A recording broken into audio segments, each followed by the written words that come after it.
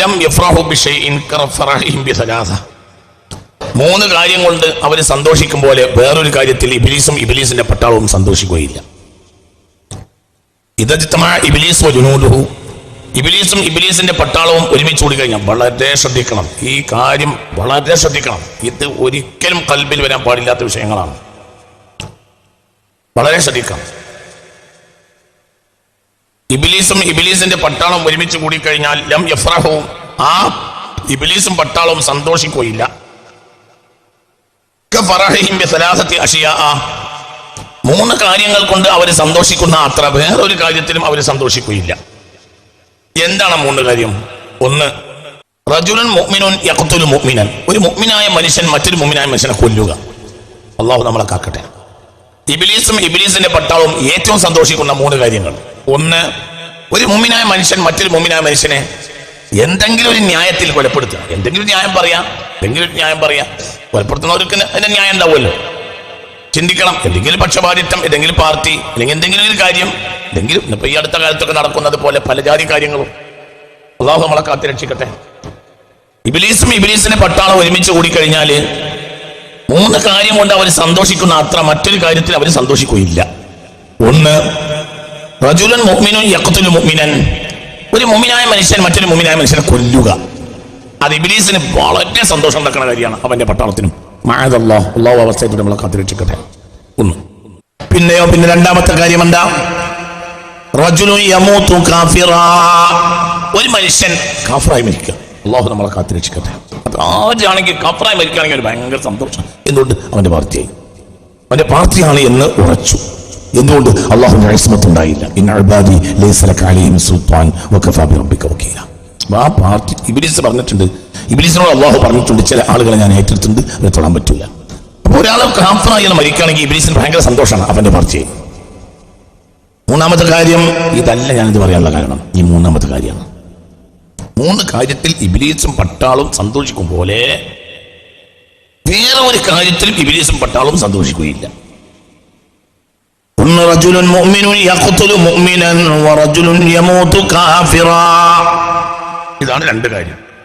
പിന്നെ ഇബ്ലീസ് വളരെ സന്തോഷിക്കുന്ന മൂന്നാമത്തെ കാര്യം, വഖൽബുൻ ഫീഹി ഖൗഫുൽ ഫഖ്രി, ഏതൊരു ഹൃദയത്തിൽ ദാരിദ്ര്യത്തെ പേടിയുണ്ടോ ആ ഹൃദയത്തിന്റെ കാര്യത്തിൽ ഇബ്ലീസിന് വളരെ സന്തോഷമാണ്.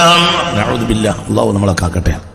ആദ്യത്തെ ഒഴിവാക്കാം, രണ്ടാമത്തെ ഒഴിവാക്കാം, മൂന്നാമത്തെ മളം കൂടുക. ഇത് പറയാനതാണ്. ഇത് ഇമാം ഖുശൈരി തങ്ങൾ റിസാലത്തുൽ ഖുശൈരിയിൽ ഉദ്ധരിക്കുകയാണ്. ഇത് ഒരു സുന്നി മനുഷ്യനെ തർക്കമില്ലാത്ത വിഷയമാണ്. എന്തുകൊണ്ട്? റിസാലത്തുൽ ഖുശൈരി എന്ന് പറഞ്ഞാൽ അതൊരു മാനിഫെസ്റ്റോയാണ്, അങ്ങനത്തെ കിതാബാണ്. ഇമാം ഖുശൈരി തങ്ങൾ ഉദ്ധരിക്കുകയാണ്. ഇതാണ് ചിന്തിക്കണം. യഹ്യ പോലെ ലോകത്തെ ഏറ്റവും സർവാംഗീതമായ ഗ്രന്ഥങ്ങൾപ്പെട്ട തസവ്വുഫിന്റെ ഗ്രന്ഥമാണിത്. ചിന്തിക്കുക. ഒന്നൊരു മുഅ്മിനായ മനുഷ്യൻ മറ്റൊരു മുഅ്മിനായ മനുഷ്യനെ കൊല്ലുക. ഒന്ന്, റജുലുൻ യമൂതു കാഫിറ, ഒരാൾ കാഫിറായി മരിക്കുക.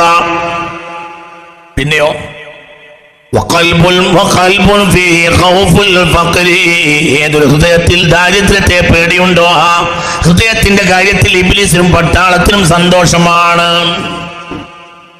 ഇത് വലിയ പ്രശ്നമാണ്. ഇതാണ് പ്രശ്നം. ഇതൊരു ആക്കബയാണ്, ഇതൊരു കടമ്പയാണ്. ഇത് കടക്കാതെ നമുക്ക് മുന്നിലാൻ കഴിയില്ല. അല്ലാഹു തൗഫീഖ്. വളരെ ചിന്തിക്കണം. വഖൽബുൻ ഫീഹി ഖൗഫുൽ ഫഖ്രി വഖൽബുൻ ഫീഹി ഖൗഫുൽ ഫഖ്രി. ഇതിന്റെ താഴെ ഒരു മഹാസംഭവം ഉദ്ധരിക്കുന്നുണ്ട്.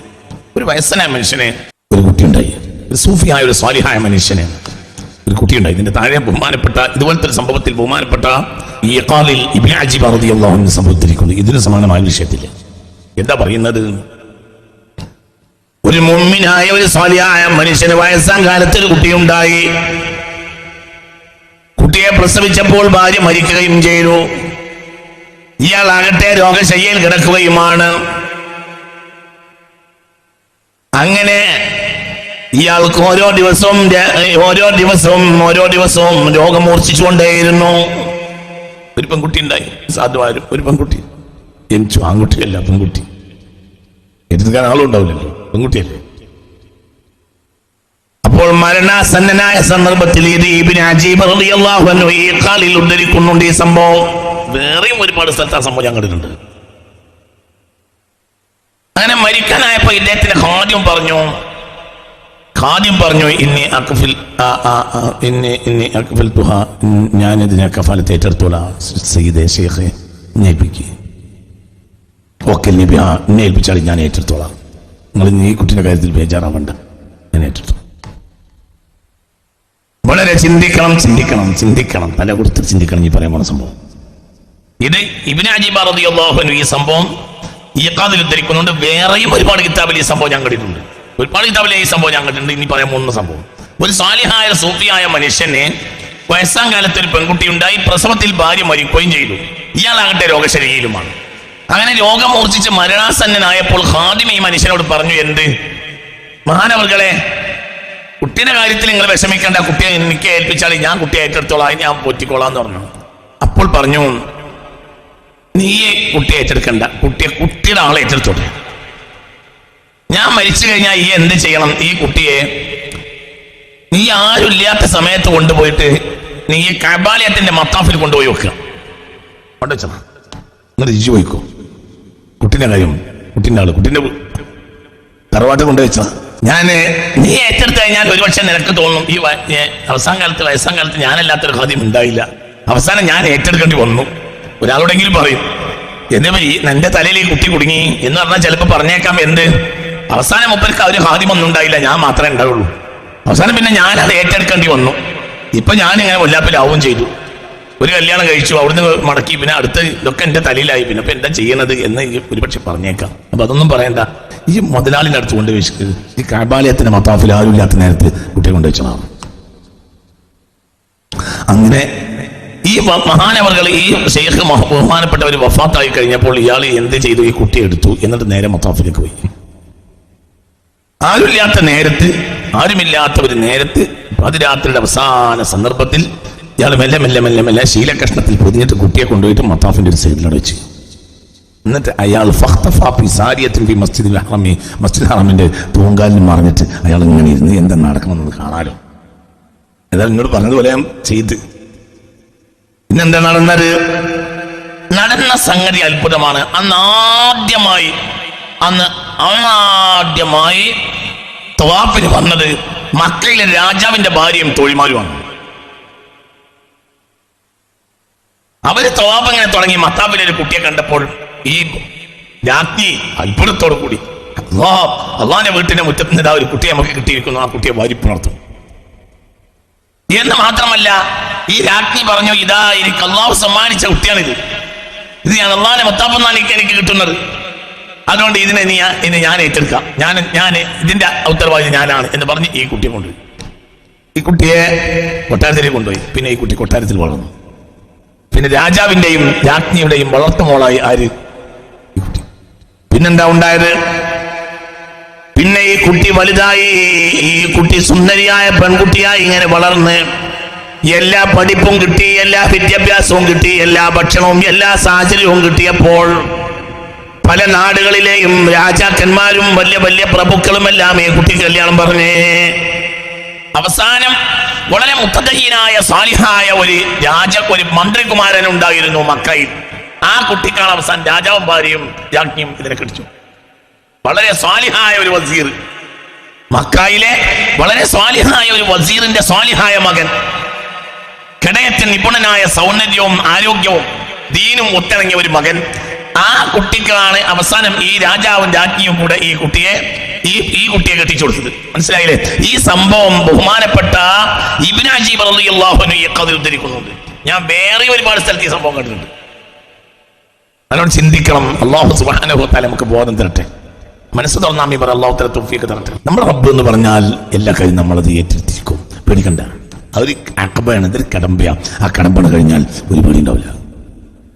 ഈമാൻ ആ കടമ്പ പൂർത്തിയാകാതെ ഈമാൻ പൂർത്തിയാവില്ല. 3 കാര്യത്തിൽ ഇബ്ലീസ് സന്തോഷിക്കുന്നത് പോലെ വേറെ ഒരു കാര്യത്തിലും ഇബ്ലീസ് സന്തോഷിക്കുകയില്ല. ഒന്നെന്താ? ഒന്നൊരു മുഅ്മിനായ മനുഷ്യൻ മറ്റൊരു മുഅ്മിനായ മനുഷ്യനെ കൊല്ലുക. അല്ലാഹു നമ്മളെ കാത്തിരക്ഷിക്കട്ടെ.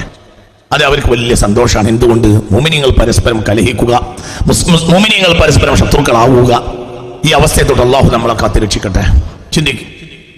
പിന്നെയോ പിന്നെ വറജുലുൻ യമൂതു കാഫിറാ, ഒരാൾ കാഫിറായി മരിക്കുക, അപ്പോഴും അവർക്ക് സന്തോഷമാണ്. മൂന്നാമത്തെ കാര്യമാണ് ഇവിടെ പറഞ്ഞത്. നിങ്ങൾ വളരെ ഗൗരവമായി നമ്മൾ ഓരോരുത്തരും ചിന്തിക്കണം.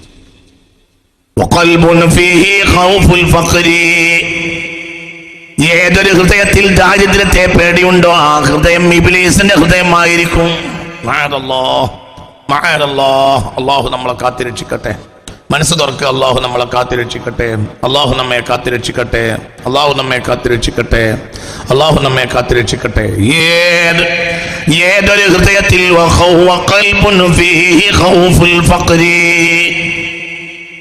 മനുഷ്യൻ ചെയ്യുന്ന എല്ലാ തോന്യാസങ്ങളുടെയും അടിസ്ഥാനം, എല്ലാ ക്രമക്കേടുകളുടെയും അടിസ്ഥാനം, എല്ലാ സാമ്പത്തിക ക്രമക്കേടുകളുടെയും അടിസ്ഥാനം മനുഷ്യനെ സംബന്ധിച്ചിടത്തോളം ദാരിദ്ര്യത്തെ കുറിച്ചുള്ള മനുഷ്യന് പേടിയാണ്. അള്ളാഹു ആ അവസ്ഥയെത്തോട് നമ്മളെ കാത്തിരക്ഷിക്കട്ടെ. വളരെ ചിന്തിക്കണം.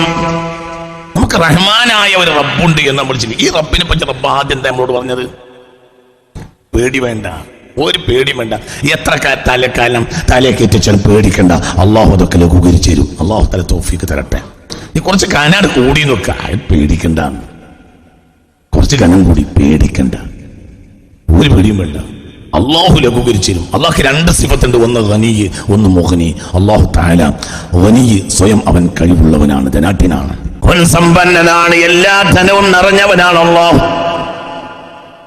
അതേപോലെ അവനൊരു സിഫത്തുണ്ട്, അൽ മുഗ്നി, അവൻ നിറച്ചു കൊടുക്കുന്നവനാണ്, അവൻ അൽ മുഗ്നി. അൽ ഗനി, അവൻ ഗനിയാണ്. എന്നാൽ ഗനി മാത്രമല്ല, അൽ മുഗ്നി. രണ്ടും ഒന്ന് അല്ലാഹു അസീസാണ്, അല്ലാഹു ഒന്ന് മുഇസ്സാണ്. അസീസ് യോഗ്യൻ, മുഇസ് യോഗ്യത നൽകുന്നവൻ. അല്ലാഹു നമുക്ക് യോഗ്യത നൽകട്ടെ. ഗനി സ്വയം സമ്പന്നൻ, അൽ മുഗ്നി സമ്പന്നത നൽകുന്നവൻ. അല്ലാഹു ഗനിയുമാണ്, അല്ലാഹു മുഗ്നിയാണ്. പേടിക്കണ്ട, ഒരു പേടിയും പേടിക്കണ്ട. അല്ലാഹു നമുക്ക് തൗഫീക്ക് തരട്ടെ. മനസ്സ് തുറക്കുക. അല്ലാഹു നമുക്ക് തൗഫീക്ക് തരട്ടെ. ഉറക്കപ്പറ, അല്ലാഹു നമുക്ക് തൗഫീക്ക് തരട്ടെ. അല്ലാഹു നമുക്ക് തൗഫീക്ക് തരട്ടെ. അല്ലാഹു നമുക്ക് തൗഫീക്ക് തരട്ടെ. ചിന്തിക്കുക.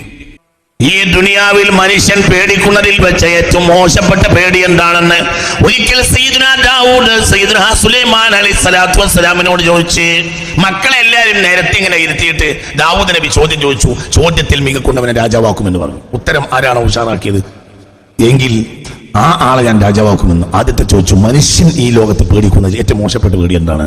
അപ്പോൾ ഒരു മകൻ കൂട്ടില്ല. ശത്രു എന്ന് പറഞ്ഞു ചിലർ, പലരും പറഞ്ഞു. ഫഖാല സുലൈമാൻ അൽ ഫഖ്റു, സുലൈമാൻ പറഞ്ഞു അത് ദാരിദ്ര്യമാണ്. മനുഷ്യൻ ഈ ദുനിയാവിൽ പേടിക്കുന്നതിൽ ഏറ്റവും മോശപ്പെട്ട പേടി പറ, ദാരിദ്ര്യമാണ്. മനുഷ്യന് ലഭിച്ചാൽ ഏറ്റവും സുഖമായി തോന്നുന്നത് എന്താണെന്ന് വെച്ചു. അപ്പോൾ പറഞ്ഞു അൽ മാലു, സമ്പത്താണ്. മനുഷ്യന്റെ അവൻ ശരീരത്തിൽ അവനെ ഏറ്റവും ഉപദ്രവിക്കുന്ന സാധനം എന്താണെന്ന് വെച്ചു. അൽബത്നു, വയറാണെന്ന് പറഞ്ഞു. മനസ്സിലായില്ല? മനുഷ്യന്റെ ശരീരത്തിൽ അവനെ ഏറ്റവും ഉപദ്രവിക്കുന്ന അവയവം വയറാണ്. കിട്ടിയാൽ മനുഷ്യന് വല്ലാതെ സന്തോഷം തോന്നുന്ന സാധനം സമ്പത്താണ്. മനുഷ്യൻ ഏറ്റവും പേടിക്കുന്നത് എന്താന്ന് ചോദിച്ചു. മനുഷ്യൻ പേടിക്കുന്നതിൽ ഏറ്റവും മോശപ്പെട്ട പേടിയുള്ള കാര്യം എന്താണ്? അപ്പോൾ പറഞ്ഞു ദാരിദ്ര്യമാണ്. സയ്യിദുനാ സുലൈമാൻ രാജാവാക്കി. സയ്യിദുനാ സുലൈമാൻ ഉറക്കപ്പറ, സയ്യിദുനാ സുലൈമാൻ, മഹാനായ സയ്യിദുനാ സുലൈമാൻ അലൈഹിസ്സലാത്തു വസ്സലാമിനെ ബഹുമാനപ്പെട്ട സയ്യിദുനാ ദാവൂദ് അലൈഹിസ്സലാം മക്കളുടെ കൂട്ടത്തിൽ രാജാവാക്കാനുള്ള ഒരു പ്രധാനപ്പെട്ട കാര്യമാണ് ഈ പറയുന്നത്. മനുഷ്യൻ ഭയപ്പെടുന്നതിൽ ഏറ്റവും മോശപ്പെട്ട ഭയം ഏതാണ്? അപ്പോൾ സയ്യിദ് സുലൈമാൻ അലൈഹിസ്സലാം പറഞ്ഞു, അത് മറ്റൊന്നുമല്ല, ദാരിദ്ര്യമാണ്. ഹബീബില്ലാഹ്, ഒരു പേടിയും വേണ്ട. മനുഷ്യൻ അള്ളാഹുവിന്റെ അടിമയാണ്. പരിശുദ്ധ കലാം അള്ളാഹുമായി ആദ്യം വന്നത് ദാരിദ്ര്യം അള്ളാഹു തീർത്തു കൊടുക്കും, റഹ്മത്ത് കൊടുക്കും. വഴിപ്പെട്ടവൻ വഴിപ്പെടാത്തവൻ എന്ന് പോലും നോട്ടമില്ല ദുനിയാവില്. റഹ്മാനാണ് അള്ളാഹു. ബിസ്മില്ലാഹിർ റഹ്മാനിർ റഹീം. വഴിപ്പെട്ടവനും വഴിപ്പെടാത്തവനും നൽകുന്നവൻ. നൂറുകണക്കിന് റഹ്മത്തിനെ അല്ലാഹു സുബ്ഹാനഹു വ തആല സംവിധാനിച്ചിട്ടുണ്ട് എന്ന് പുണ്യ മുഹമ്മദ് മുസ്തഫ. അതിൽ ഒരു റഹ്മത്തിന്റെ വാതിൽ മാത്രമേ ഖിയാമത്ത് നാൾ വരെ തുറക്കൂ എന്ന് മുഹമ്മദ് മുസ്തഫ. ഒരൊറ്റ റഹ്മത്തിന്റെ വാതിലേ ഖിയാമത്ത് നാൾ വരെ തുറക്കുള്ളൂ. ആകാശവും ഭൂമിയും അതിലുള്ളതെല്ലാം ഒരു റഹ്മത്ത് കൊണ്ട് അല്ലാഹു സുബ്ഹാനഹു വ തആല ഖിയാമത്ത് നാൾ വരെ സംവിധാനിക്കുമെന്ന് മുഹമ്മദ് മുസ്തഫ. ഖിയാമത്ത് നാളായാൽ തന്നെ അത് ബാക്കിയാവും. ഒരു റഹ്മത്ത് തീരൂല. ഖിയാമത്ത് നാൾ വരെ കൊടുത്താലും ഒരു റഹ്മത്ത് തീരൂല. അതിന് മാത്രം ഉണ്ടാകും ഒരു റഹ്മത്ത് എന്ന് മുഹമ്മദ് മുസ്തഫ സല്ലല്ലാഹു അലൈഹി വസല്ലം. ഒരാള് നിസ്കാരം കഴിഞ്ഞിട്ട് ദുആ ചെയ്യുന്നത് മുത്ത് മുഹമ്മദ് മുസ്തഫ സല്ലല്ലാഹു അലൈഹി വസല്ലം കണ്ടു. അല്ലാഹുമ്മ അർഹംനി വലി മുഹമ്മദിൻ വലാ തർഹം മഅനാ അഹദാ. പടച്ചവനെ എനിക്കും നീ റഹ്മത്ത് ചെയ്യണം, എന്റെ നേതാവായ മുഹമ്മദ് മുസ്തഫാക്കും. വലാ തർഹം മഅനാ അഹദാ. ആ കൂട്ടത്തിൽ നീ വേറെ ആൾക്കും റഹ്മത്ത് ചെയ്യരുതേ എന്നീ മനുഷ്യൻ ദുആ ചെയ്യുന്നത് ഹബീബായ റസൂലുള്ളാഹി സ്വല്ലല്ലാഹു അലൈഹി വസല്ലം കണ്ടു. പിന്നെ അയാൾ ഒട്ടകപ്പുറത്തേക്ക് കയറി, റസൂലുള്ളാഹിക്ക് അഭിവാദ്യം ചെയ്തു ഒട്ടകപ്പുറത്തേക്ക് കയറി. പിന്നെ അയാൾ ഓടിച്ചു പോയി. നബി സല്ലല്ലാഹു അലൈഹി വസല്ലം നബി അങ്ങനെ ഇരുന്ന് ചിരിച്ചു. അല്ലല്ലാഹു അംബഇറുഹു, ഏറ്റവും വിപ്പോയത്തക്കാരൻ ഇവനാണോ ഒട്ടകമാണോ എന്നാണ് ഇപ്പോൾ ഞാൻ ആലോചിക്കുന്നത് എന്ന് പുണ്യ റസൂൽ. തീരെ വിവരമില്ലാത്ത ഇവനാണോ ഒട്ടകത്തിനാണോ എന്ന് മുഹമ്മദ് മുസ്തഫ. എന്തേ അയാൾ പറഞ്ഞത്? അല്ലാഹുമ്മ അർഹംനി വലി മുഹമ്മദിൻ വലാ തർഹം മഅനാ അഹദാ. അല്ലാഹുവേ എനിക്ക് നീ റഹ്മത്ത് ചെയ്യണം, മുഹമ്മദ് മുസ്തഫാക്ക് റഹ്മത്ത് ചെയ്യണം. വലാ തർഹം മഅനാ അഹദാ. വേറെ ഒരാൾക്കും നീ ചെയ്യരുത്, ഞങ്ങൾക്ക് ചെയ്യുമ്പോൾ അക്കൂട്ടത്തിൽ ചെയ്യരുത്. അതായത് ഞങ്ങൾക്ക് തരുന്നതിൽ നിന്ന് വേറൊരാൾക്കും കൂടി കൊടുത്താൽ ഞങ്ങൾക്ക് എന്താവും? കുറയും എന്നും അയാൾ ധരിച്ചു. നിങ്ങൾക്ക് പറഞ്ഞത് മനസ്സിലായില്ലേ? എനിക്കും എന്റെ നേതാവ് മുഹമ്മദ് മുസ്തഫാക്കും നീ ഒരു കൂട്ടത്തിൽ റഹ്മത്ത് ചെയ്യുക, അപ്പൊ വേറെ ആർക്കും ചെയ്യരുത്. എന്തുകൊണ്ട്? ഞങ്ങൾക്ക് കമ്മിയാവും. അപ്പൊ റസൂലുള്ളാഹി ചിരിച്ചു മുഹമ്മദ് മുസ്തഫ. പിന്നെ റസൂലുള്ളാഹി ഇടക്കിടക്ക് ചിരിക്കും. ആ സംഭവം ഓർത്തിട്ട് ചിരിക്കും. മുഹമ്മദ് മുസ്തഫ എന്ത് വല്ലാത്തൊരു പോയത്തം തന്നെ. ഈ ലോകത്തുള്ളവർക്ക് മുഴുവനും നിറച്ചു കൊടുത്താലും ബാക്കിയാണ് ആരുടെ റഹ്മത്ത്? അള്ളാഹുവിന്റെ റഹ്മത്ത്. അവൻ ലുബ്ധനുമല്ല. അവൻ ലുബ്ധനാണെന്ന് വിചാരിച്ച കാഫിറാവും. അള്ളാഹു നമ്മളെ കാത്തിരക്ഷിക്കട്ടെ. നിരാശ വന്നാൽ കാഫിറാവും. ഇന്നൊരാൾ സുബഹി നിസ്കരിച്ചില്ലെങ്കിൽ കാഫിറാവൂല. നിരാശ വന്നാൽ കാഫിറാവും. ഇന്നൊരാള് പറഞ്ഞു എനിക്ക് നേരം വൈകി, സുബഹി കളയായി പോയി, കാഫിറാവൂല. ഇനി സുബഹി തീരെ നിസ്കരിച്ചില്ല, എന്നാലും കാഫിറാവും. സുബഹി നിശ്ചയിച്ച കാഫിറാവും. മനസ്സിലായില്ല? സുബഹി നിസ്കാരത്തിൽ നിശ്ചയിച്ച കാഫിറാവും. പക്ഷേ സുബഹി നിസ്കരിച്ചില്ല, അതിന് അള്ളാഹുക്ക് ശിക്ഷ ഉണ്ടാവാം. അള്ളാഹു തആല കാത്തിരക്ഷിക്കട്ടെ. അള്ളാഹു നിസ്കാരം കളയാക്കുന്നതിനെ തൊട്ട് നമ്മളെ കാത്തിരക്ഷിക്കട്ടെ. അതേ സമയത്ത് ഒരാൾക്ക് നിസ്കാരം എന്ന സംഭവം വിട്ടുപോയി എന്നതുകൊണ്ട് എന്താവില്ല? കാഫിറൊന്നാവില്ല. ഇതാണ് ഇമാം ഇബ്നു ഷാഫിഈ റളിയല്ലാഹു അൻഹു അടക്കമുള്ള പണ്ഡിതന്മാരുടെ അഭിപ്രായം. ചിന്തിക്ക്, അള്ളാഹു നാഫിഅ ഇൽമിനെ തരട്ടെ. ചിന്തിക്ക്. അതേ സമയത്തോ يا بني اذهبوا فتحسسوا من يوسف واخيه ولا تيأسوا من روح الله إنه لا ييأس من روح الله إلا القوم الكافرون. 40 കൊല്ലമാണ് അപ്പോഴത്തിന് മകൻ നഷ്ടപ്പെട്ടത്. 40 കൊല്ലമാണ് സയ്യിദുനാ യാക്കൂബ്. മകൻ നഷ്ടപ്പെട്ടിട്ട് 40 കൊല്ലമായിട്ടുണ്ട് അപ്പോഴത്തിന്. അപ്പോഴും ബഹുമാനപ്പെട്ട സയ്യിദുനാ യാക്കൂബ് പറഞ്ഞു, മക്കളെ നിങ്ങൾ പോയിട്ട് യൂസുഫിനെ അന്വേഷിക്കുക. അല്ലാഹുവിന്റെ അനുഗ്രഹത്തിൽ നിരാശ വരരുത്. ഒരിക്കലും അനുഗ്രഹത്തിൽ നിരാശ വരരുത്. നിങ്ങളിന്റെ കൂടെ ഇല്ലേ? നിങ്ങൾക്ക് പറയുന്നത് മനസ്സിലാവണില്ലേ? അല്ലാഹു തആല നമുക്ക് തൗഫീഖ് തരട്ടെ. ഉറക്കെ പറയണം, അല്ലാഹു തൗഫീഖ് തരട്ടെ. അതിന്റെ കൂടെ വരണം കേട്ടോ. ഇത് വളരെ ചിന്തിക്കേണ്ട ഒരു സംഗതിയാണ്. വളരെ ചിന്തിക്കണം. ഈ പറയാനുള്ളത് വളരെ ചിന്തിക്കണം. എന്നിട്ട് പറഞ്ഞു, ഇന്നഹു ലാ യയഅസു മിർ റൗഹില്ലാഹി ഇല്ലൽ ഖൗമുൽ കാഫിറൂൻ. കാഫിറുകൾക്കല്ലാതെ നിരാശ വരികയില്ല. അപ്പൊ ഈ ലോകത്തെ ഏറ്റവും മോശപ്പെട്ട കാര്യമാണ് എന്ത്? നിരാശ. നമ്മളൊന്നും ശരിയാവില്ല. നമ്മളെ കാലം കഴിഞ്ഞ് കുട്ടി നോക്കട്ടെ. നമ്മളേതായാലും പോയി പറയലില്ലേ എന്ന് പറയും മനുഷ്യന്മാരെ. പിന്നെ ഇതിനാണ് നിസ്കരിക്കുന്നത്. കാഫിറേറ്റ് നിസ്കാരം ലാഭം കിട്ടില്ല. ഖുർആനല്ലേ പറഞ്ഞത്? ഏതാ സൂറത്ത്? യൂസുഫ്. യാ ബനി യദ്ഹബൂ ഫതഹസ്സസൂ മിൻ യൂസുഫ വഅഖീഹി വലാ തയഅസൂ മിൻ റൗഹില്ലാഹി ഇന്നഹു ലാ യയഅസു മിൻ റൗഹില്ലാഹി ഇല്ലൽ ഖൗമുൽ കാഫിറൂൻ. കാഫിറുകൾക്കല്ലാതെ നിരാശ വരികയില്ല. ഭയങ്കര വർത്താനം. എന്താ പറഞ്ഞു? കാഫിറുകൾക്കല്ലാതെ പറ നിരാശ വരും. അപ്പോൾ ഒരാൾ നിരാശ വരുന്നുണ്ടെങ്കിൽ ഉറപ്പിക്കണം അവൻ ആരാണ്?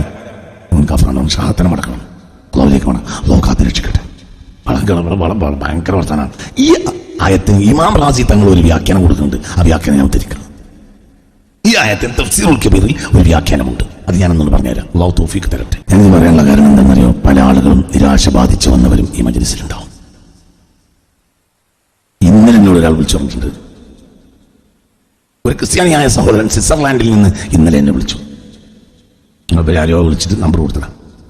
എൻ്റെ പേര് ഇന്നാലിൻ്റെതാണ്, ഞാൻ പേര് പറയുന്നില്ല. ഞാൻ കേരളത്തിൽ ഇന്നാലിൻ്റെ സ്ഥലത്ത് 30 വർഷമായി ഞാൻ സ്വിറ്റ്സർലാൻഡിലാണ്. ഞാനൊരു പ്രയാസത്തിലാണ്. പ്രയാസത്തിന് വേണ്ടി കൊല്ലങ്ങൾ അനവധി പ്രാർത്ഥിച്ചു. ഇപ്പോൾ പ്രാർത്ഥിക്കാൻ മടിയായി. ഇനി പ്രാർത്ഥിക്കില്ല, കഴിഞ്ഞു. അപ്പൊ ഞാൻ അയാളോട് നിങ്ങൾ വന്നിട്ട് ബാക്കി കാര്യം പറയാം. നിങ്ങൾക്ക് ഒന്നാമത്തെ ട്രീറ്റ്മെന്റ് ആ വാക്ക് അവസാനിപ്പിക്കലാണ്. അത് നിങ്ങൾ ഇപ്പോൾ അവസാനിപ്പിക്കണം. എന്ത്? ഇനി ഞാൻ പ്രാർത്ഥിക്കൂലെന്ന് പറയരുത്. Treatment number 1. ഇനി വേറെ ഒന്നും ലെവലാവില്ല. ആദ്യം ഇത് ലെവലാക്കുക. എന്ത്? ഇനി ഞാൻ ദൈവത്തോട് പ്രാർത്ഥിക്കൂലെന്ന് പറയരുത്. പ്രാർത്ഥിക്കാൻ മുസ്ലിം ഇല്ല. അവൻ റഹ്മാനാണ്. ആർക്കും ചോദിച്ചാൽ കൊടുക്കും. അവന്റെ കയ്യിൽ ബാക്കിയാണ്, മുമ്പോട്ട് ബാക്കിയാണ്. ചിന്തിക്കണം. ഇന്നലെ വൈകുന്നേരം സ്വിറ്റ്സർലാൻഡിൽ നിന്ന് എന്നെ വിളിച്ച ഒരു ക്രിസ്ത്യാനിയായ സഹോദരൻ. അദ്ദേഹം ഏതായാലും ഇത് കേൾക്കുമല്ലോ. അദ്ദേഹത്തിന്റെ പേര് വെളിപ്പെടുത്തുന്നില്ല. ഞാൻ സ്വിറ്റ്സർലാൻഡിലാണ് കൊല്ലങ്ങളായി. ഇങ്ങനെ ഉസ്താദിന്റെ ഈ യൂട്യൂബിലെ ക്ലാസ് കേട്ടിട്ട് നിങ്ങളെ ഒന്ന് സംസാരിക്കണമെന്ന് ആഗ്രഹമുണ്ട്. അങ്ങനെ നിങ്ങളെ ഖുർആൻ സ്റ്റഡി സെന്ററിലെ പ്രവർത്തകന്മാരിൽ നിന്ന് ഞാൻ നമ്പർ സംഘടിപ്പിച്ച് വിളിക്കുകയാണ്. എന്താ എന്റെ പ്രശ്നം? പതിറ്റാണ്ടുകളായി ഞാൻ പ്രയാസത്തിലാണ്. പ്രാർത്ഥിച്ചു മടുത്തു. ഇനി പ്രാർത്ഥിക്കാനില്ല.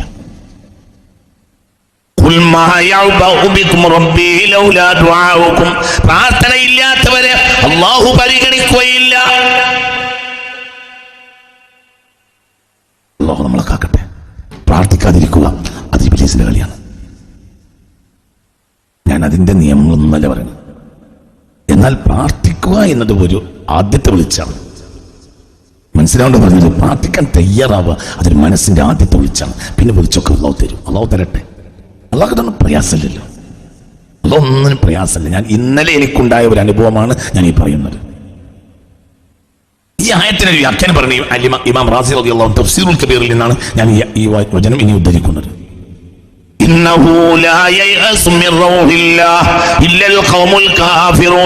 കാഫിറായ ആളുകൾക്ക് മാത്രമേ നിരാശ വരികയുള്ളൂ. അവിടെ ഇമാം റാസി തങ്ങൾ കൊടുക്കുന്ന വ്യാഖ്യാനം ചിന്തിക്കണം. 20 കൊല്ലായി ഗൾഫിൽ പോയിട്ട് ഒന്നും ആയില്ല, ഇനി ഒന്നും നന്നാവൂല. അങ്ങനെ പറയരുത്. അല്ലാഹു തആലക്ക് ഒരു സെക്കൻഡ് വേണ്ട. അല്ലാഹുക്കൊരു സെക്കൻഡ് വേണ്ട.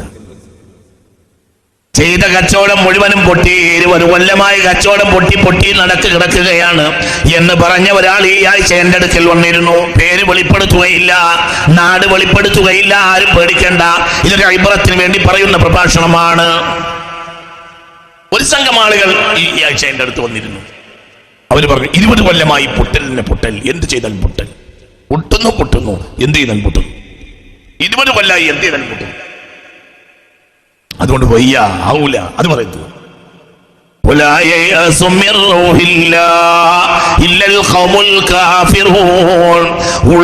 കാഫിറായാൽ മാത്രമേ നിരാശ വരികയുള്ളൂ. പുറത്ത് നിസ്കാരത്താൻ പെട്ടു. ഉള്ളു കാഫിറായി പോയിട്ടുണ്ടോ? അല്ലാഹു കാത്തുരക്ഷിക്കട്ടെ. മനസ്സിലായില്ലേ നിങ്ങൾക്ക്? ഒരിക്കലും വരരുത്. നിരാശ വരരുത്. നിരാശ കുഫ്റാണ്.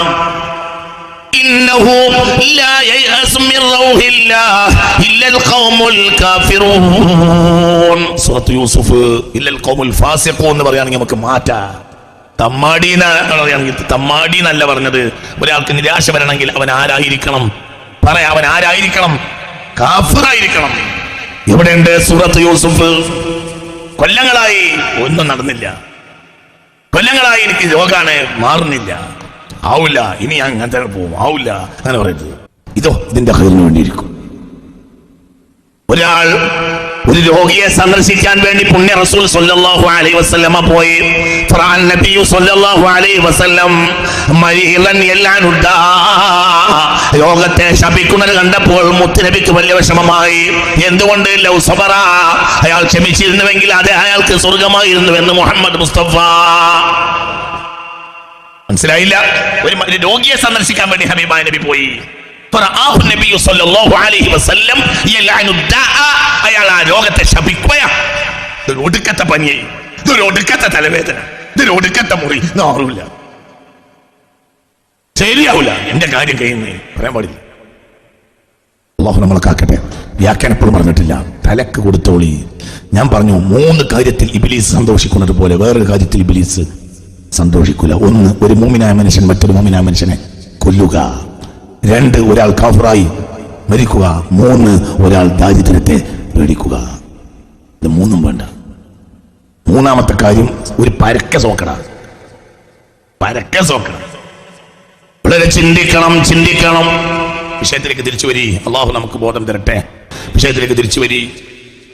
يا بني اذهبوا فتحسسوا من يوسف واخيه ولا تيأسوا من روح الله إنه لا ييأس من روح الله إلا القوم الكافرون. കാഫിറായ ആൾക്കല്ലാതെ നിരാശ വരികയില്ല. ഇവിടെ ഇമാം റാസി റളിയല്ലാഹു അൻഹു കൊടുക്കുന്ന വ്യാഖ്യാനം ശ്രദ്ധിക്കുക. നിരാശ എന്നാൽ അത് 3-ാമതൊരു കാര്യത്തിന്റെ ഫലമായിരിക്കും എന്ന് അല്ലാമ റാസി റഹ്മത്തുള്ളാഹി അലൈഹി ഈ ആയത്തിന്റെ വ്യാഖ്യാനത്തിൽ. 1, ബിഅന്നഹു യظن അന്ന അല്ലാഹ ലാ യഅലമു ഹാലഹു ഫഅൻസബ അല്ലാഹ ഇലൽ ജഹ്ലി വഹുവ കുഫ്റുൻ. ഒരാൾക്ക് നിരാശ വരണമെങ്കിൽ, അല്ലാഹുവിനെ പറ്റി ഒരു കാര്യത്തിൽ ഒരാൾക്ക് നിരാശ വരണമെങ്കിൽ അള്ളാഹിനെ പറ്റി 3-ൽ ഒരു ചിന്ത അയാൾക്ക് വരണം. 1, ഞാനിവിടെ ഈ അവസ്ഥയിൽ ബുദ്ധിമുട്ടുന്ന വിവരം അല്ലാഹു തആലക്ക് അറിയൂല. നമ്മളിവിടെ കഷ്ടപ്പെടുന്നുണ്ട് എന്ന കാര്യം പടച്ചോനെ അറിയൂ. ഒരു കവി ഉണ്ടായിരുന്നു.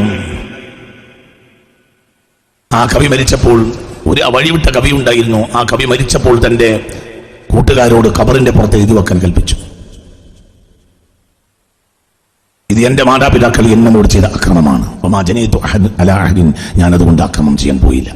എന്താ നിങ്ങൾക്ക് തലക്ക് കിട്ടാത്തത്? ഒരു കവി ഉണ്ടായിരുന്നു. ആ കവി പേര് പറയൽ മോശമാണ്. ഒരു കവി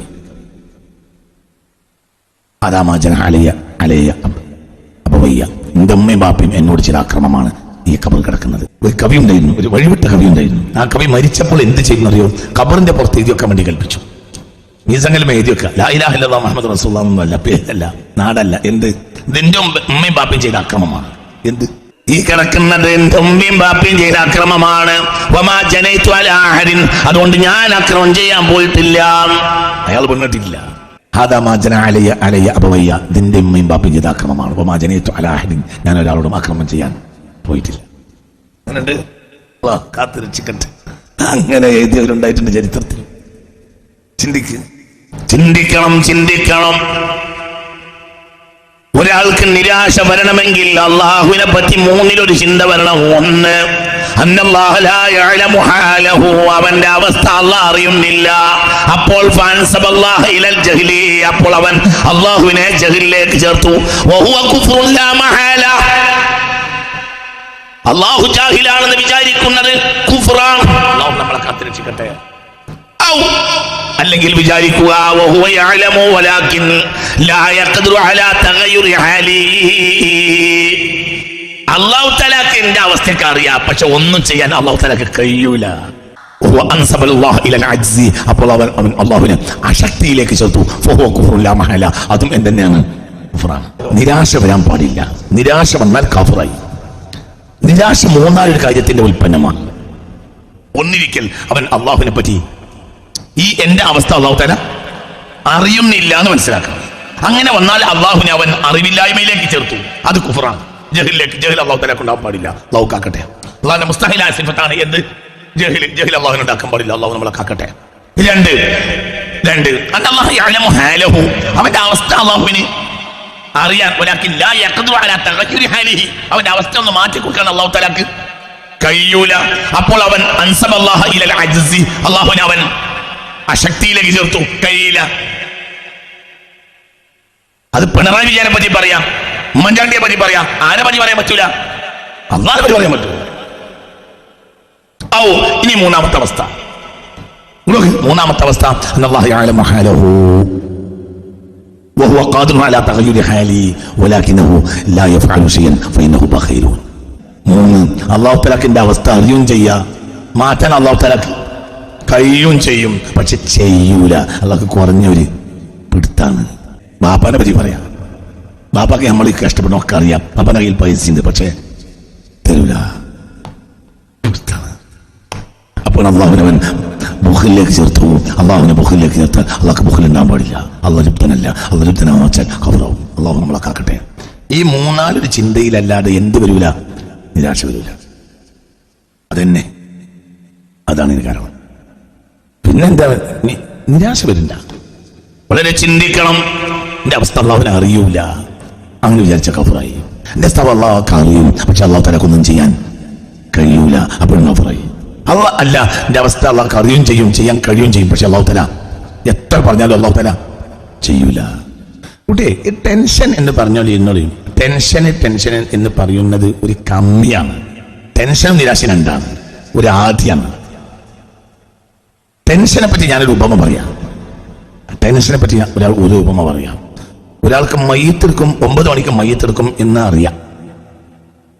അങ്ങനെ അയാള് 8:30 മുതൽ അരമണിക്കൂർ ഓട്ടം ഉണ്ട്. 8:30 മണിക്ക് കൃത്യമായി ബസ് സ്റ്റോപ്പിൽ വന്നിട്ടുണ്ട്. അങ്ങനെ ബസ് കാത്തു നിന്നു. ബസ് വന്നില്ല. അങ്ങനെ 8:45 ബസ് വന്നു. 9 മണിക്ക് മയ്യത്തെടുക്കും. ബസ് ഞാൻ ടെൻഷനെ പറ്റി, ടെൻഷൻ സമൂഹത്തിൽ ചെലുത്തുന്ന സ്വാധീനത്തിന്റെ വിവരമില്ലായ്മ.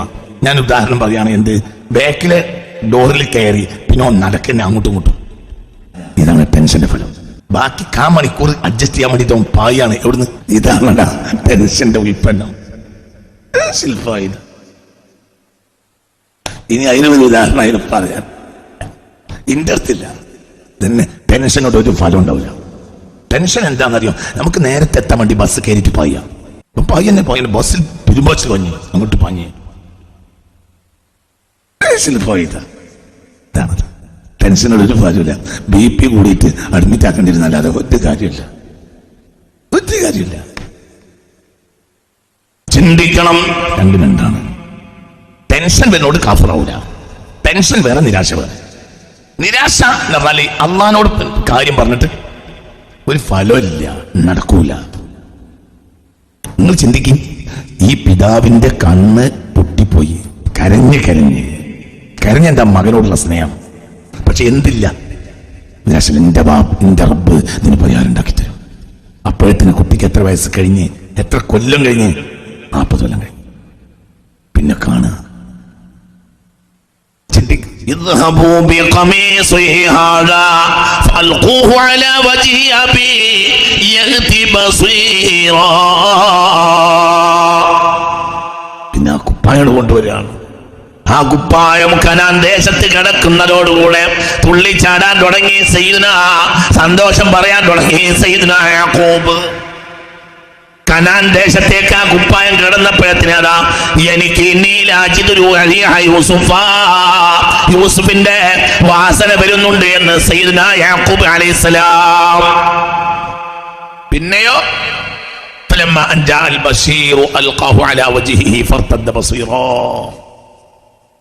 നേരെ അങ്ങോട്ട് വന്നു. ആ കുപ്പായം കൊണ്ട് ഒരാൾ വന്നു. അത് മുഖത്ത് തൊട്ടിച്ചിട്ടുള്ളൂ. അപ്പോഴത്തിന് എന്തായി? വാപ്പാവിന്റെ കാഴ്ച ശക്തി തിരിച്ചു കിട്ടി. 40 കൊല്ലം കഴിഞ്ഞിട്ടുണ്ട്. അപ്പോഴത്തിന് പേടിക്കണ്ട. ആ കുപ്പായം ബഹുമാനപ്പെട്ട നബിയുല്ലാഹി ഇബ്രാഹിം അലൈഹിസ്സലാത്തു വസ്സലാമിന്റെ കുപ്പായം ആണ് എന്ന് ബഹുമാനപ്പെട്ട റാസിയിലുണ്ട്. ഖമീസുൻ അൽബസഹു ജിബ്രീലു മിൻ നാരി നംറൂദ. നംറൂദിന്റെ അഗ്നികുണ്ഡത്തിൽ നിന്ന് അല്ലാഹു സുബ്ഹാനഹു വ തആല അയച്ചു കൊടുത്ത കുപ്പായമാണ് അത്. ജിബ്രീൽ വശമായി അൽബസഹു, ആ കുപ്പായം ധരിപ്പിച്ചു സയ്യിദ്നാ ജിബ്രീൽ അലാ ഇബ്രാഹിം തകിമിമതൻ ലഹു.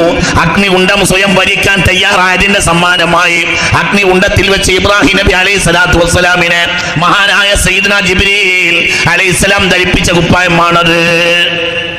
ثم ألبسه إبراهيم لولده إسحاق وإسحاق ألبس ذلك القميص لولده يعقوب وألبس يعقوب ذلك القميص لولده يوسف في سكينة من ربكم وبقية مما ترك آل موسى وآل هارون. വിഷയത്തിലേക്ക് തിരിച്ചു വരും. അല്ലാഹു അലൈഹി توكلوا يسعى إلى مثمر من كل أمكنة طير وليس إليه الخط والرسل പഴം പഴുത്താൽ നൂറുകണക്കിന് കിലോമീറ്റർ ദൂരെയുള്ള പറവകൾക്ക് അല്ലാഹു സുബ്ഹാനഹു വ തആല വാസനയുടെ കഴിവ് കൊടുക്കുന്നത് നിങ്ങൾ കണ്ടിട്ടില്ലേ? നമ്മളെ മുറ്റത്തെ മാവ് തേന്മാവിന്റെ കൊമ്പത്ത് തേന്മാവ് പഴുത്തത് നമ്മൾ അറിയൂല. എന്തുകൊണ്ട്? നമുക്ക് തവക്കലില്ല. അതുകൊണ്ട് ആ കഴിവ് അള്ളാഹു നമുക്ക് തരൂല. അതേ സമയത്ത് രാവിലെ കിളി കൂട്ടിൽ നിന്ന് ഇങ്ങനെ എണീറ്റു. അപ്പൊ 100 കിലോമീറ്റർ അപ്പുറത്ത് പഴം പഴുത്തത് ആർക്ക് കിട്ടി? മൂക്കിൽ. മൂക്ക് കാണാൻ പോലും ഇല്ല. ഒറ്റ പോക്ക നേരെ പോയി. 100 കിലോമീറ്റർ പറന്ന് അത് നേരെ കൃത്യമായി അവ തന്നെ ഇരുന്ന്. സിഗ്നൽ കൊടുക്കാനില്ല. മനസ്സിലായില്ല? അതിന് മഞ്ഞ് പ്രശ്നമല്ല. നമ്മളെ ഫ്ലൈറ്റിന് മഞ്ഞ് പ്രശ്നമാണ്. മൂടൽ മഞ്ഞ് കാരണം കരിപ്പൂരിൽ വരണ്ടേന്ന് നെടുമ്പാശ്ശേരിയിലേക്ക് തിരിച്ചുവിട്ടു. മനസ്സിലാവുണ്ടോ? കരിപ്പൂരിൽ തിരിച്ചുവിട്ടു. എത്രയോ നമ്മൾ കരിപ്പൂരിലേക്ക് ബല്ലറ്റ് പൈസ കൊടുത്ത് ടിക്കറ്റ് എടുത്തിട്ട് നെടുമ്പാശ്ശേരി പോയി ഇറങ്ങാനുമ്പോൾ ഇരിക്കുണ്ടായിട്ടുണ്ട്. എന്തുകൊണ്ട്? നേരെ മറിച്ച് അതിനോ പക്ഷിക്ക് അതില്ല. മൂടൽ മഞ്ഞ് പ്രശ്നമല്ല. സിഗ്നൽ കിട്ടിയില്ല, പ്രശ്നമല്ല. റൺവേയിൽ സിഗ്നൽ കൊടുത്തില്ല, പ്രശ്നമില്ല.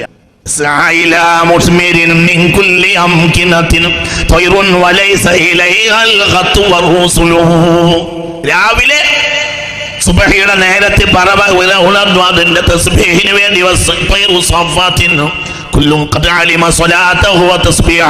പറക്കുന്ന നേരത്തെ പോലും നിസ്കരിക്കുന്ന ജീവിയാണ് പറവ.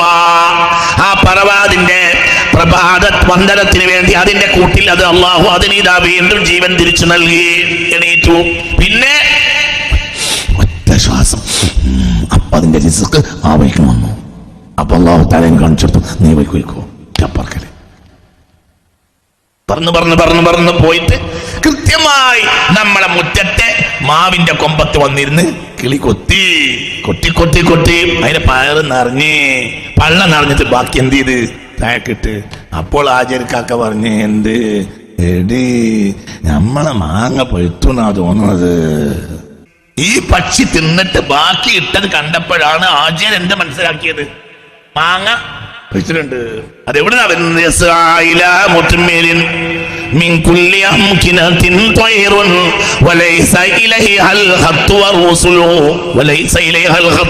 അതിനൊരാൾ കത്തയക്കേണ്ട ആവശ്യമില്ല. എന്തുകൊണ്ട്? ലൗ അന്നകും തതവക്കലൂന അലല്ലാഹി ഹഖ്ക തവക്കുലിഹി ലറസഖകും കമാ യർസുഖു ത്വയ്റ തഖ്ദു ഖിമാസൻ വതറൂഹു ബിതാനാ. വയറൊട്ടിയിട്ട് കൂടിൽ നിന്ന് ഇറങ്ങിയ കിളി വയറ് നിറച്ച് തിരിച്ചു ചെല്ലുന്നത് നിങ്ങൾ കണ്ടിട്ടില്ലേ? മുത്തു മുഹമ്മദ് മുസ്തഫ.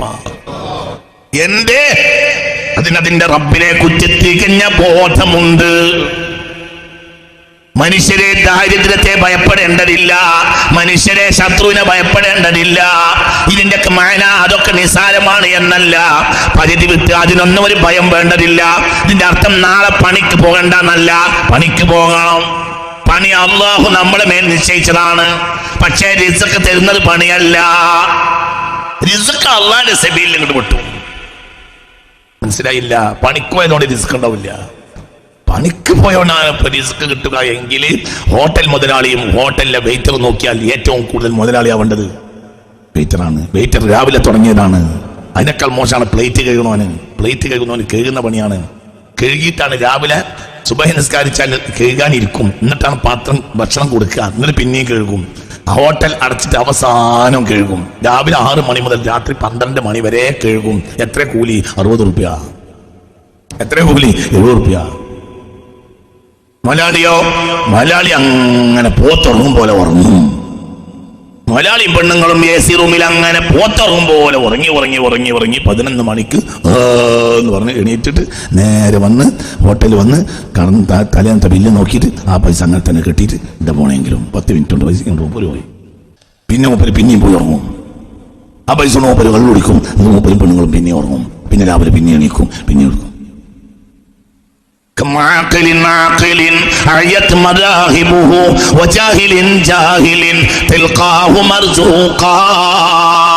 പഠിച്ചു പഠിച്ച് മുത്തപ്പനായി IAS കാരനാവും.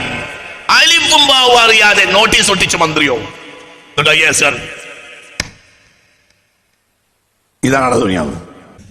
ഇതാണടാ ഇവനാണടാ അല്ലാഹു, അവനാണടാ അല്ലാഹു. പഠിച്ച് മന്ത്രിയുടെ ക്വാളിറ്റി. മന്ത്രി ഒന്നും പഠിച്ചിട്ടില്ല എന്നതാണ്. ഒന്നും പഠിക്കാതിരിക്കുമ്പോഴാണ് മന്ത്രിയാകുക. ഒരു പണിയില്ലെങ്കിലും രാഷ്ട്രീയത്തിന് പണിയാണ് ഉണ്ടാകുക. ഒരു പണി ഒരാൾക്ക് കിട്ടിയില്ലെങ്കിൽ ഓനെടുക്കാവുന്ന പണിയാണ് എന്ത്? രാഷ്ട്രീയം. നോട്ടീസ് ഒട്ടിക്കുക. പിന്നെ നേതാവാകുക. പിന്നെ എങ്കിലും അഭിസന്ദവാദം എന്ന് പറയാം. പിന്നെ നമ്മൾ നേതാവാകുക. ഒന്നും കിട്ടാത്തവർക്ക് നമ്മുടെ നാട്ടിലുള്ള പണിയാണ്. പഠിച്ച് IAS കാരനായി. പഠിക്കാന്ന് പറഞ്ഞാൽ തല പുണ്ണാക്കുന്ന പഠിപ്പ്. 10,000 ആള് പരീക്ഷ എഴുതിയാ 10 ആൾ ജയിക്കുന്ന IAS കാരൻ. പഠിച്ച് വലിയ പഠിപ്പനായി. ഇന്ത്യയിലെ ഏറ്റവും വലിയ പഠിപ്പനായിട്ട് എന്താ പണി? അലിഫ് എന്ന് വെച്ചാൽ ബഡി എന്ന് പറയുന്ന മന്ത്രിക്ക് ഇതാണ് ദുനിയാവ്. മന്ത്രി 2ാം ക്ലാസ്സിൽ പറഞ്ഞതാണ്. ഗുണഘോഷ്ടം ഒപ്പിച്ച്, കൂട്ടലൊപ്പിച്ച്, കിക്കിലൊപ്പിച്ച്, ഗുണഘോഷ്ടൊപ്പിച്ച് അരിക്കലും മുമ്പ് തലയിൽ കയറിയില്ല. ലസാഗു പിന്നല്ലേ. ലസാഗു എടുക്കലൊന്നും അവിടേക്ക് മൂപ്പര് പോയില്ല. മൂപ്പർക്ക് എന്തെന്നെ ലെവലായില്ല. അരിക്കലെന്നെ മൂപ്പർക്ക് ലെവലായില്ല. 2ാം ക്ലാസ്സിൽ നിന്ന് പാഞ്ഞ ആളാണ് പിന്നെ അവിടെ ആരായി വരുന്നത്? മന്ത്രി. അതാണ് മന്ത്രി. ഇവന് പഠിച്ച്